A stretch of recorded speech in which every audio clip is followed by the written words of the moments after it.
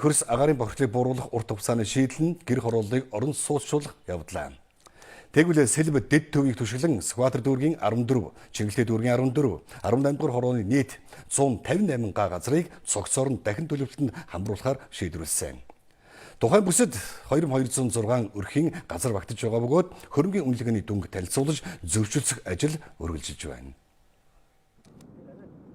За өмнө нь гэр орооллын дахин төлөвлөлтийг хийхдээ компани Иргэн 2 тохирсон бол газраа чөлөөлөд бүтээн байгуулалтын ажлыг эхлүүлж байсан. За ингэхдээ зарим төслийн бүтээн байгуулалтыг эхлээгүй олон иргэд хохирсон бол зарим хэсэгт сургууль цэцэрлэг ногоон байгууламж хүүхдийн тоглоомын талбайгүй баригдсан барилгууд олон болсон. За тэгвэл энэ удаад Сэлб дэд төвийн дагуу 2200 гаруй айлын газрыг чөлөөлж төрийн үйлчлэгээний байгууллага болон нийтийн эзэмшлийн талбай ногоон байгууламж бүхий төлөвлөлтийг хийгээд байгаа юм. За үүнд ч иргэд сэтгэл хангалуун байгаагаа хэллээ.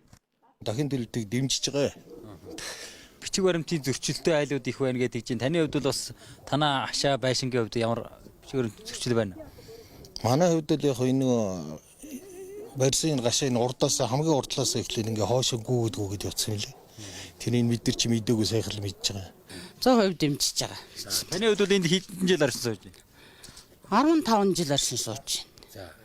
Ер нь одоо энд ингээд газраа байраар солиё гэж бодож байгаа юу? Бэлэн мөнгөөр нь солиё гэж бодож байгаа. Бэлэн мөнгөөр нь солиё гэж бодож байгаа даа манайхан дээр.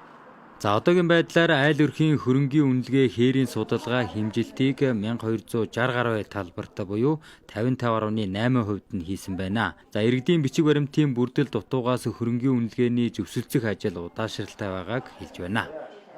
Тайлангуудаас удаашрж байгаа асуудлууд байж байгаа. Энэ ямар асуудал вэ гэхээр иргэд маань өөрөө бичиг баримтаа хөөцөлддөг. Хашааныхаа үйлдвэрлэлийн гэрчлэгийг авчаад байшин дээр авдаггүй ч гэдэг юм уу. Одоо хамтран өмчлөлт нас орсон ч гэдэг юм уу их шилжүүлсэн янз бүрийн процессууд байдаг юм байна амьдралд. Яг хөө барь цаан тавьсан сургалтын зээлээс сан ман гэдэг маш олон асуудал байдаг. Тэр асуудлуудаа зэгцлээгүйгээс болоод бас асуудлууд гарч байна. Манайх болохоор нөгөө үйл хөдлөлийн гэрчлэгийг гаргуулдаг байсан байхгүй байшингийнхаа.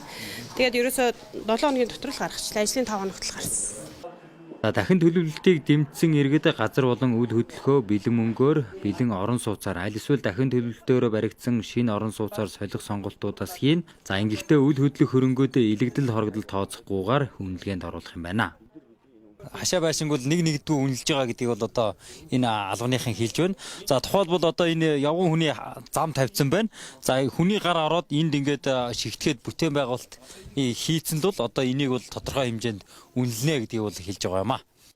За хөрөнгөний үнэлгээний дүнг иргэдтэй өнгөрсөн 7 хоногоос зөвшөөрчөж эхэлсэн бөгөөд одоогоор 52 иргэн зөвшөөрчээ. За Сэлб дэд төвийн дахин төлөвлөлтийн хүрээнд нийт 12 мянган айлын орон сууц барина. За энэхүү бүтээн байгуулалтыг нийслэлийн орон сууцны корпорац хариуцах юм байна.